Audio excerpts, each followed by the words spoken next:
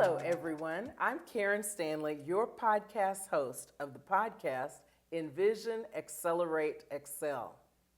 Are you curious about how successful people do what they do?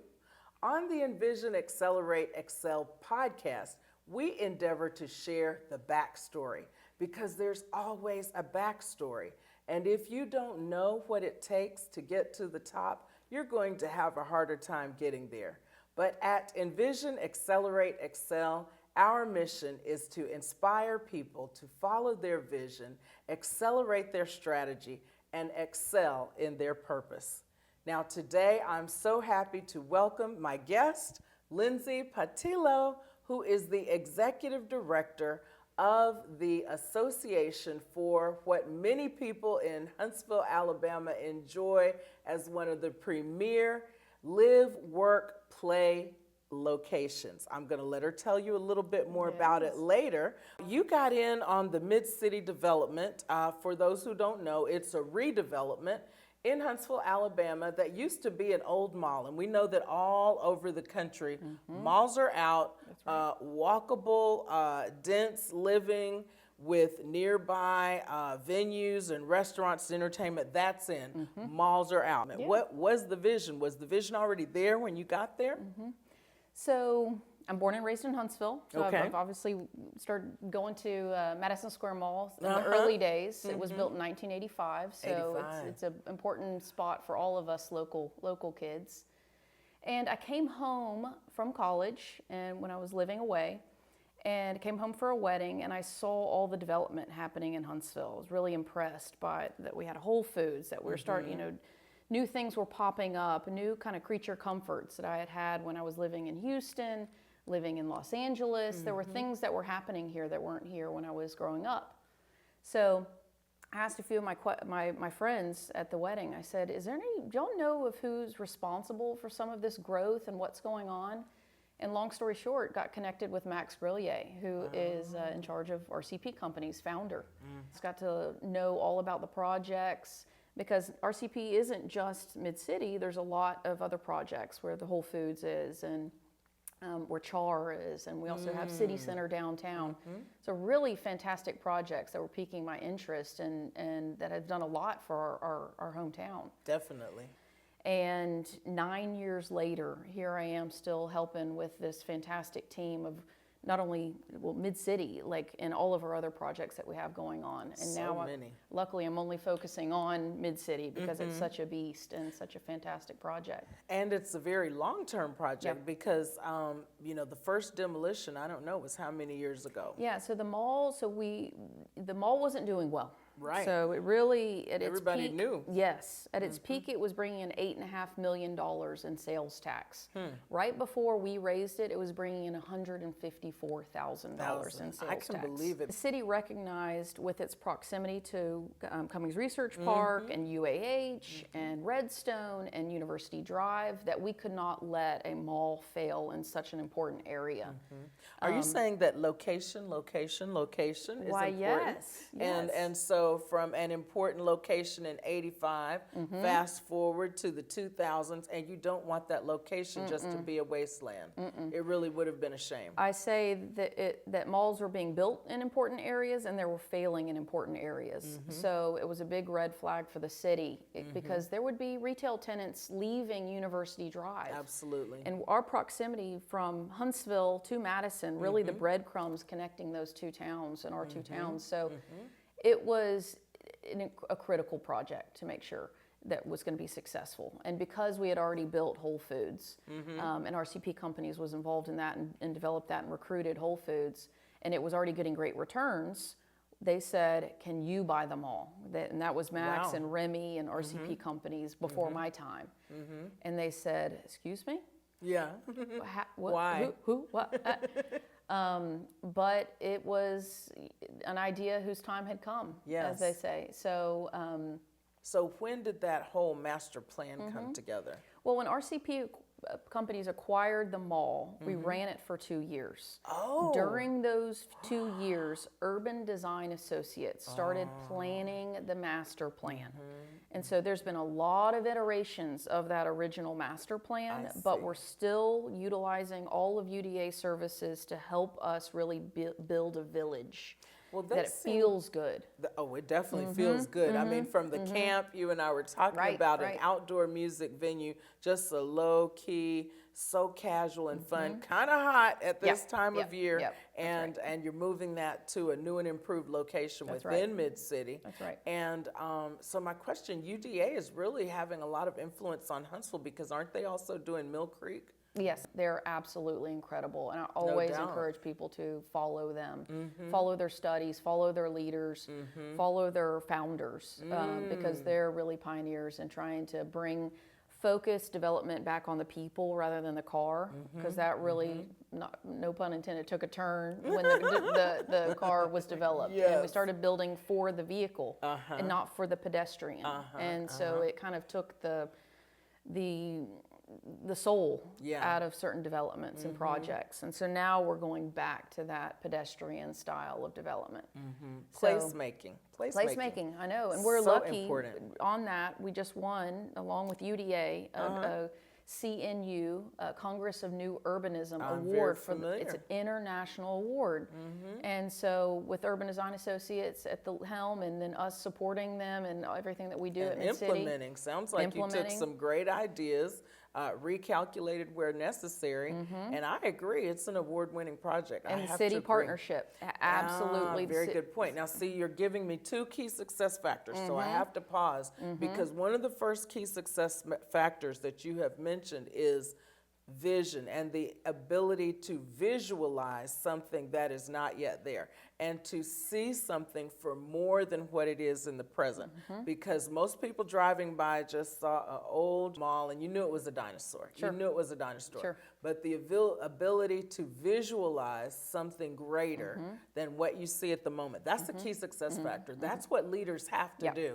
Well, certainly entrepreneurs. Now, you can be a leader and help maybe grow something that's already going, but you have to be a visionary. You do. To do something like that. And believe. You have, yes. You have to have a lot of belief, a lot of faith, a lot of confidence, and I would say probably deep pockets as well, because everyone cannot mount a project of that size. So that is also a key success factor is significant financial backing, you know, and a lot of people use OPM, other people's money, whether it's equity or debt. But that's a very big project to be mounted. Now, besides the vision, you started to mention then another key success factor, partnerships all around. Partnerships with the design firm, partnerships, the developers like pursuing. You mentioned investors. Investors. Partnerships with the new tenants that will come in, all of the retail, all of the restaurants. What was your role in attracting some of those retail outlets?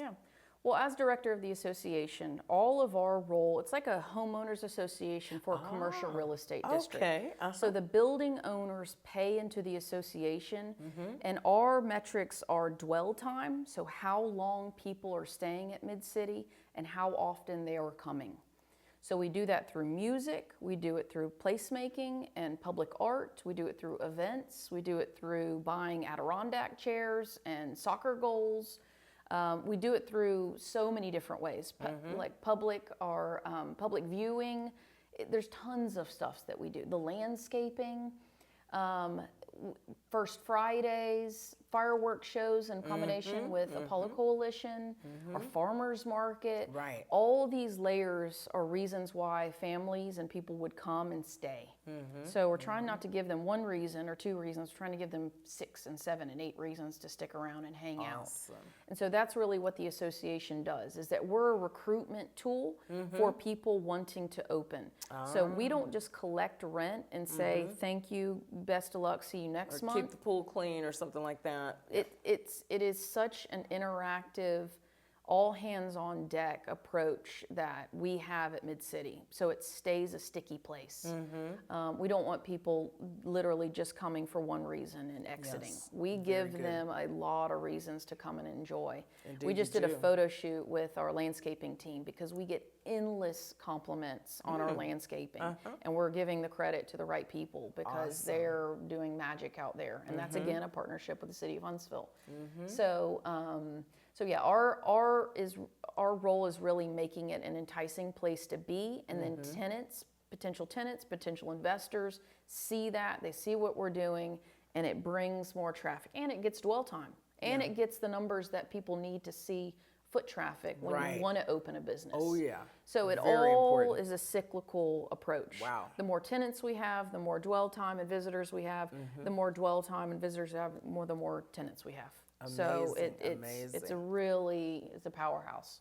Now, one of the things that attracts me is just the environment itself, just wanting to be in the mix. Can you talk a little bit about the public art? You mentioned the landscaping, but those murals, amazing. And then the intentionality of bringing music into that community with the Orion. Is the Orion also by RCP, or that is a city property? The Orion was solely built by the city of Huntsville, and we were a part of that early design charrettes, and trying to recruit any type of great world-renowned amphitheater to Huntsville. And we're very, very honored that it's at MidCity. So it's our duty to make sure to entertain people prior to the shows and after the shows, and we're doing that. And we're only 40% done with the project. We have a lot left to go. Well, I do see some vacant spaces. Yes. But I've been amazed at how quickly the main drags have been inhabited. I mean, I sort of remember, okay, Starbucks is there. The next thing I know, here's a bank. Next thing I know, there's a barbecue restaurant. Oh, but wait, now there's Tupelo Honey. Oh, but wait, now there's Salt Factory. So each of these was a one-by-one recruitment, or did any of those come, just a whole block of people came at once? Whole block of venues came at once? Sure. I'd say piece by piece. Like as each business opens, we get on more people's radar. When Trader Joe's open, major expanded our reach. Because there were lines around the block for Trader Joe's their first day. I know, were waiting in line. Exactly, yeah. We were dying for that here. I would actually, when I would go to the airport on occasion in Nashville, every single time I'd stop at Trader Joe's. Really? Guess how many times I've been in Nashville to go to Trader Joe's now? Zero. None. It's now in Don't our have front to. yard. Yes. Now, like Huntsville's now taking care of Huntsville rather than trying to be our recruitment tool. Is that we're 100 miles from Nashville and Birmingham. Right. Oh yeah. So now we are satisfying our own needs, which is fantastic. And we're attracting others. Exactly. That was a lot of the I guess justification for the music office and saying, well, people can come here for concerts. And they can come from Birmingham. We're getting some people that Nashville may have had, may not have had, but they're not there on the night that they're in Huntsville, so it's an opportunity for people outside of Huntsville to travel. Well, and as you know, the role of Huntsville in North Alabama is really important. We are the biggest city, so for employment, for living, for all of the above, entertainment. So this is for us. This is for out-of-towners, and this is also for us. Yes, because us keeps getting bigger all the time. That's right. That's right. Huntsville has consistently attracted, and we've almost had a population boom every decade since the 60s. Ever since the German rocket scientists came and the federal government decided to invest really, and many professionals, rocket scientists and more, came to Huntsville. But with that, for example, from Stanley Construction, all the existing companies benefit. All the new people who come to live here, they need houses. And we love to build subdivisions and provide some residences. You know, everybody doesn't want to live in the urban walkable environment. Still, certain families and larger families, and just there's a certain quality of life to, having a yard and living in a subdivision. So there's going to be a need for both. That's right. Because one thing's for sure, young folks love the walkable neighborhoods. And I've been to some of those new urbanism conferences, and it's just a totally different way of life, of totally juxtaposed from, say, urban sprawl. Right. right. And I think the first example we had of that here in Huntsville really was Providence. Sure. Don't you think, development-wise? Yeah, I love Providence. It's a team effort in all these recruitment of tenants and being a reason why people stay in Huntsville. So obviously I'm a visitor to Providence and to Bridge Street and to Parkway Place and to Stove House. Like in any great city, there is ways you can be your own local tourist. And MidCity adds to that. Downtown Huntsville adds to that. Like Ditto Landing adds to that. So we're very glad to be a part of so many reasons why people stay in town for the weekend, and they stay in town to call it home. Absolutely, absolutely. Well, those are all great strategies. I want to ask, in terms of personal preparation, what was your strategy? You did mention the wedding. You mentioned getting excited about your hometown growing. Yeah. Did you have an idea, just say in college, that this is what you would be doing now? Yeah. You so did? I've always been, we joke around, very spatial. Okay. So I love space. I love placemaking. I love that in it, and I have an interior design degree. So you could consider, and then I evolved that into the event business when I lived in Houston for 10 years. So I worked on a 40-acre ranch in Katy, Texas. I drove 50 miles round trip out to work and back. A lot of driving in Texas. And hosted almost 300 weddings a year for 7 years. Wow. So that is meticulous event planning right there. So learned a lot about so many different cultures, because Houston is such a diverse city. Yes. Learned about placemaking, learned about detail, learned about how to build additional event spaces, how to manage my time. Goodness, like as a 20-something-year-old, like working 12 hours a day, all day long on your feet. It was just excellent way to understand like people and places. So ended up doing that for a while, and then I had my own event consulting company. So someone who wanted to, has their own space, they wanted to get into an event business, they wanted their event space to be open to the public or to host weddings. I consulted with them. And then Houston, while I was there, also had Super Bowl LI. Okay. So, and I was working for a massive 20,000 square foot event space. So I was able to meet Anthony Bourdain, and we did Tito's events, and we did Balvenie Whiskey, and Taylor Swift played on campus that year. I mean, it went from 200-person weddings to 20,000-person concerts. We did Day for Night Festival. We just threw gasoline on my background of the wedding event. So I just knew that I always wanted to be in placemaking and be a part of growing and gathering places, because this area that I worked in Houston was an old dilapidated bottling company for Budweiser bottling. I love It's adaptive fascinating. reuse. Yes. I mean, that's a strategy in and of itself. And certain developers, they want to just start from the ground up. But for those who are interested in preserving some of the history of the place, incorporating, what ways have you all incorporated some of Huntsville's history in MidCity? Preservation company, we have gathered a lot of their old relics that they bring in old pieces from all over the world. They travel to Egypt and bring in trusses, and at our new Artemis Pavilion, we have a lot of those like old bricks and trusses in that space. And then our murals are a great nod to storytelling and the history, with Little Richard being buried here. One of our murals is a topographic top view of what the mall used to look like when it was farmland. Oh my! So we have just fun little stories weaved throughout the MidCity project, and we want it to be a one-of-one visit every time you come. So seen that, done that, been there. No, we want every time you come. There's been, oh, I see that this is opened. Oh, I see that we have new places to hang out and enjoy. I see that there's a new opening. So that's by design. We're always going to be like that. Coming. No doubt, no doubt. So we've talked about the vision, the strategy. Let's talk about if there is there a peak expected of this? What's the future? Yeah. Well, we're 9 years in. Okay. And we're 40% done. So I'm giving it at least 10 more years Oh before my goodness. totally. Yes, you said it doesn't Yes. seem like 9 years. 9 years in. We started in 2017. The camp and Topgolf were under construction in 2017, and they both opened before 2017 ended. Well, thank goodness they opened before COVID. That's right. Because that kind of threw a damper on a lot of projects. Well, and we're glad we didn't build a pre-COVID MidCity. Like we evolved that and that's why there's so many iterations of that site plan.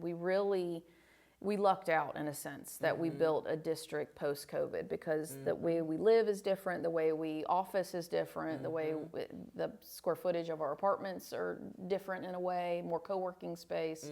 So we benefited by going slow and steady. Very good. So that ended up being great. But yeah, we have a lot left to go. We have more years. hotels. Okay. Way more retail is coming. We've got a lot of exciting announcements this year, this year. Can't wait. Camp is opening. Yes. Floriana Restaurant. Perseus just opened. We've got another fitness concept. Perseus Sound Bar, coffee, and beautiful Mediterranean food that blows your socks off. Oh my gosh. Okay. So more murals this year. The south end of our sub-district, the AIM campus, Arts and Innovation, music, lots going on down there. Old Monrovia project, so that road is getting called a road diet. So it's 6 lanes across. We don't need 6 lanes. It's really going to be way more walkable. We got an announcement on the 21st of July about what is going at the Camp 1.0 site. So very exciting stuff. I've been guessing, but I will have to see if my guesses are correct. Very good. So I just hope that people are following us because there's so much happening. And my favorite thing to do is get people on site and walk around with people and show them the business owners, show them how to experience MidCity, see what development has happened, see the new roads that have paved, show everybody the new farmers market site, which has been magical around near Tupelo Honey. So it's moved from the camp down to the south side of the district. So be a local tourist. That is my request to everyone who watches and listens and lives here. That may well be a key success factor in and of itself, because as a local tourist, yes, when we're talking about development, but just in general, being curious in the world, looking for new things, holding your mind and your heart and your eyes open for new things, and understanding that if you're open and if you're courageous, you can help those new things happen, but otherwise you can watch for them and participate in them. Right. So I think the curiosity factor and the newness factor, the wow factor, and so would you call yourself a marketing or event planning or urban designer, maybe all of the above? All the above. We are a small business. So when you get that, like I'm an accountant a little bit at times. I'm a mini mayor at times. I'm a team member of with a lot of really smart people too. So we always are collaborating and figuring out how to solve problems. I pick weeds. I mean, when you're a small team, like you can't be too good for a little project. So a little bit of everything. I love working for small businesses. And even though we have a massive project, we are still a small business right here in Huntsville. So I'm very proud to be a part of all different hats, and so is everyone else. Like we have a lot of the people that are willing. collaboration is amazing. Yeah. Well, we have interns too that are learning how wide the breadth and depth of all the projects that we do. It's not just computer work sitting and crunching numbers. We're coming in with boots and getting muddy and assembling things and putting stuff together and being in the rain during the farmers market.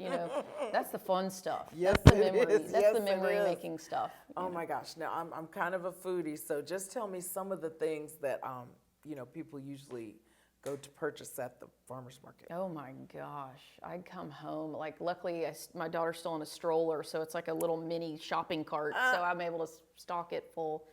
But this past Sunday, peaches took home, watermelon I took home, sourdough bread I took home, teriyaki sauce, microgreens, always get eggs, just stock it up. And the freshest. The freshness, oh my gosh, it's so quality. And we ran out of peaches after an hour.